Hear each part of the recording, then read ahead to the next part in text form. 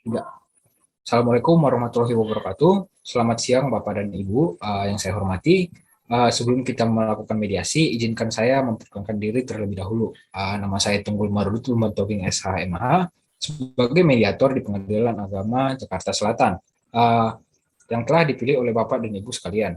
Selanjutnya, kepada Bapak dan Ibu, saya berikan kesempatan untuk memperkenalkan diri masing-masing. Silakan. Baik, terima kasih Bapak Mediator. Perkenalkan nama saya Rini Welwek sebagai penggugat dalam kasus ini. Perkenalkan, nama saya Agus Santos sebagai tergugat dalam kasus ini. Oke, baik.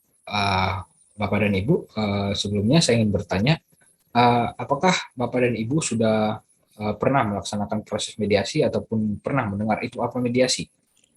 Belum, Pak. Saya belum pernah. Sama Pak, saya juga belum. Oke, baik Bapak dan Ibu. Langsung saja saya jelaskan bahwa berdasarkan Peraturan Mahkamah Agung Nomor 1 Tahun 2008 itu tentang prosedur mediasi di pengadilan, dalam pasal 4 disebutkan bahwa semua sengketa perdata yang perdata diajukan tingkat pertama wajib terlebih dahulu diupayakan penyelesaian melalui perdamaian dengan bantuan seorang mediator. Dan pada sidang Bapak dan Ibu kali ini saya di sini yang telah disepakati oleh Bapak dan Ibu, saya ditunjuk sebagai mediator dalam kasus ini. Selanjutnya saya jelaskan mediasi. Apa itu mediasi? Itu adalah suatu alternatif penyelesaian sengketa di mana kedua belah pihak saling berdialog, berunding untuk menentukan titik temu, dan mana di sini saya selaku sebagai mediator akan fasilitasi negosiasi ini. Namun sebelum saya memulai mediasi, saya akan menjelaskan tahapan-tahapan mediasi diantaranya. Yang pertama adalah saya memberikan penyelesaian kepada para pihak untuk bergantian. Yang kedua itu, saya akan mencari kesepahaman awal dari kedua belah pihak. Yang ketiga, saya mendefinisikan ataupun menentukan agenda pembicaraan. Yang keempat, setelah itu kita masuk ke dalam tahap negosiasi. Oke, baik Bapak dan Ibu, apakah sudah jelas apa yang saya sampaikan? Sudah, Pak. Pak. Oke, baik Bapak dan Ibu. Sebelumnya saya minta dalam hal ini kita terbuka satu sama lain dan tidak ada yang ditutup-tutupi ataupun memutarbalikkan fakta dalam masalah ini. Oke, sebelumnya saya boleh Ibu Rini dulu yang terlebih dahulu menjelaskan bagaimana permasalahan ini terjadi. Silakan Ibu. Ya, jadi begini Pak, setelah 2 tahun kita menikah, di situ rumah tangga kita mulai goyah Pak. Sering sekali terjadi perselisihan dan pertengkaran secara terus-menerus. Dan juga Mas Agus tidak memberikan perhatian, kasih sayang, dan selalu bersikap cuek. Menurut saya kebutuhan saya sebagai istri tidak terpenuhi lagi Pak. Oke, baik Bu. Saya ingin mendengarkan ungkapan dari Pak Agus. Silakan Pak. Baik, terima kasih atas kesempatannya Bapak Mediator. Apa yang dikatakan Ibu Rini itu tidak benar, Pak. Kalau masalah selisih paham dalam keluarga itu pasti saja terjadi. Namun terkait dengan saya tidak memberikan perhatian dan juga kasih sayang, itu salah besar, Pak. Saya memberikan perhatian dan kasih sayang sepenuhnya terhadap dia dan juga anak-anak saya kok. Saya juga kalau ada rezeki pasti saya akan kasih untuk beli susu dan keperluan lain. Ya walaupun tidak sesering itu, Pak. Kamu jangan merasa tidak bersalah ya Mas. Selama ini emangnya kamu ada bertanggung jawab memenuhi kebutuhan rumah tangga? Kamu hanya pernah sekali 2 kali ngasih uang buat beli kebutuhan rumah. Kamu mikir Mas, selama ini aku yang susah payah banting tulang, buat kerja, buat memenuhi kebutuhan rumah. Mana ada tanggung jawab kamu sebagai suami? Kamu jangan kurang ajar ya, Rin. Kamu yang kurang ajar, Mas. Kamu nggak bisa bertanggung jawab sebagai kepala rumah tangga. Dan kamu juga tega kan? Tidak pernah pulang ke rumah lagi. Kamu lebih memilih tinggal dengan selingkuhan kamu, si Lydia itu kan, Mas? Kamu tidak mikir apa, Mas? Ada istri dan anak di rumah. Kamu lebih mementingkan kesenangan pribadi kamu, Mas. Di mana otak kamu? Mikir dong, Mas. Apa-apaan kamu ini, Rin? Bu Lydia itu adalah bos di tempat saya. Ya wajarlah saya sering pergi ke tempat dia, dan juga saya pun bekerja dengan dia dan digaji oleh dia. Oke, baik. Bapak dan Ibu, sabar. Dalam hal ini kita harus mengesampingkan emosi. Oke, memang kalau dari sudut pandang saya, Pak, memang di dalam sebuah hubungan itu, Pak, yang sulit itu adalah mempertahankan. Mempertahankan itu tidak semudah seperti kita memulai. Sekarang bisa saja kita menikah dengan orang lain ataupun dengan mudah, tetapi mempertahankan ataupun bertemu dengan orang yang tepat itu sangat sulit, ataupun menjaga pernikahan itu tidaklah mudah. Oke, dalam hal ini baik. Saya ingin bertanya kepada Ibu Rini, apakah keinginan Ibu dalam hal ini sudah bulat untuk pisah ataupun bercerai dengan Pak Agus? Kalau buat saya pribadi ya Pak, saya untuk gugatan cerai ini saya udah benar-benar yakin Pak. Karena saya sudah sangat kecewa dengan dia Pak. Saya sudah tidak bisa menahan lagi. Baiklah, sekarang saya beralih ke Pak Agus. Bagaimana dengan Bapak sendiri, Pak? Ya, bagaimana ya Pak? Sebenarnya saya juga tidak menginginkan hal ini terjadi. Saya juga masih ingin mempertahankan rumah tangga ini, Pak. Tapi kalau memang sudah ini jalan terbaik, ya saya mau bilang apa lagi, Pak? Nggak mau, saya harus terima dengan ikhlas. Oke, baik. Memang perceraian adalah suatu jalan yang mudah untuk menyelesaikan masalah. Oleh karena itu, sangat mudah diajukan ke pengadilan. Tetapi pengadilan pun tidak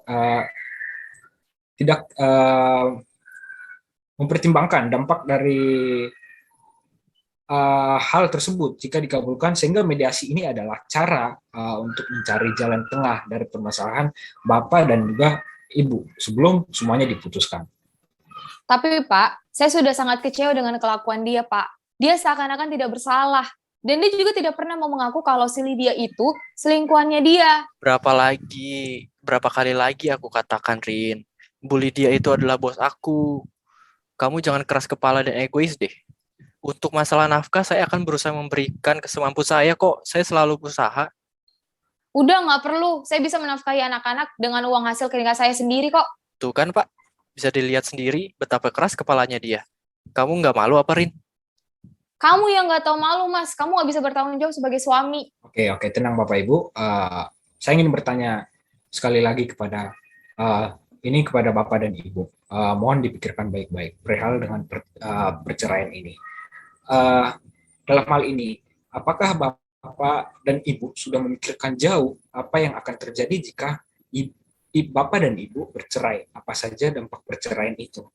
Dan kemudian, dan satu lagi yang paling penting Pak, yang saya ingin tanyakan, apakah Bapak dan Ibu sudah memikirkan apa yang terjadi kepada anak Bapak dan jika Bapak Ibu bercerai nantinya? Dari Ibu Rini dulu selaku penggugat. Kalau saya, Pak, sudah benar-benar yakin dengan apa yang menjadi keputusan saya. Dan saya juga sudah jauh memikirkan apa yang akan terjadi ke depannya jika kita bercerai. Dan saya sudah siap menerima itu semua kok, Pak. Oke, bagaimana untuk Bapak Agus? Apa yang dengan yang Ibu Rini katakan? Ya, seperti yang saya sudah katakan, Pak.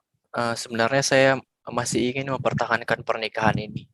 Ya, tapi apa boleh buat, Pak? Rini sudah yakin dengan apa yang sudah dikatakan. Dan sebenarnya saya sangat menyayangkan hal itu, Pak. Namun, jika ini jalan terbaik, ya saya terima dengan hati yang ikhlas, Pak. Dan saya juga akan meminta maaf kepada kedua orang tua Rini, dan saya akan terus memberikan nafkah kepada anak-anak saya, Pak. Bagaimana Ibu Rini? Apakah sepakat dengan apa yang barusan dikatakan oleh Bapak Agus? Oke, saya setuju dengan apa yang akan dilakukan oleh saudara Agus, bahwa dia akan meminta maaf kepada orang tua saya. Dan saya juga setuju dia akan terus memberikan nafkah kepada anak-anak. Oke, baik Bapak dan Ibu. Dengan hal ini, Bapak Agus selaku pihak tergugat sepakat bercerai dengan apa yang Bapak katakan tadi, bahwa yang pertama, menerima gugatan cerai atas Ibu Rini, yang kedua meminta maaf secara langsung kepada orang tua daripada Ibu Rini, yang ketiga memberikan nafkah setiap bulan kepada anak. Nah, maka daripada itu proses mediasi telah disepakati oleh kedua belah pihak untuk tidak akan dilaksanakan penentangan. Untuk itu kita akan dilaksanakan penentanganan, Pak Ibu, bukti kesepakatan mediasi. Karena kita melaksanakan mediasi saat ini secara virtual, apakah kita bisa menentukan Bapak Ibu waktu dan tempat yang akan kita laksanakan penentanganan di kesepakatan mediasi? Kalau boleh besok pukul 5 sore di Cafe Racer Kalibata, Jakarta Selatan, Pak. Oke, bagaimana dengan Ibu Rini? Oke, saya tidak ada masalah untuk waktu dan tempatnya. Oke, baik. Dengan ini bisa saya simpulkan mana akan diadakan pertemuan terhadap pihak penggugat dan juga tergugat dalam hal penandatanganan bukti mediasi bertempat di Cafe Racer, Jakarta Selatan pada hari Jumat 20 November 2019 pukul 5 sore ya Pak ya, Bapak Ibu. Apakah dalam hal ini masih ada yang ingin disampaikan oleh Bapak dan Ibu? Dari Kalau saya dari cukup, saya Pak. sih cukup, Pak. Oke. Baik, dengan ini proses mediasi dari permasalahan Bapak dan Ibu sudah menemukan titik temu. Terima kasih untuk waktunya Bapak Agus dan juga Ibu Rini. Kurang lebihnya sekali lagi saya ucapkan terima kasih dan Bapak Ibu sudah diperkenalkan untuk meninggalkan room Zoom ini. Terima kasih Bapak Ibu. Terima kasih Baik, untuk terima kasih Bapak Bapak Mediator. Mediator. Selamat siang. Selamat siang.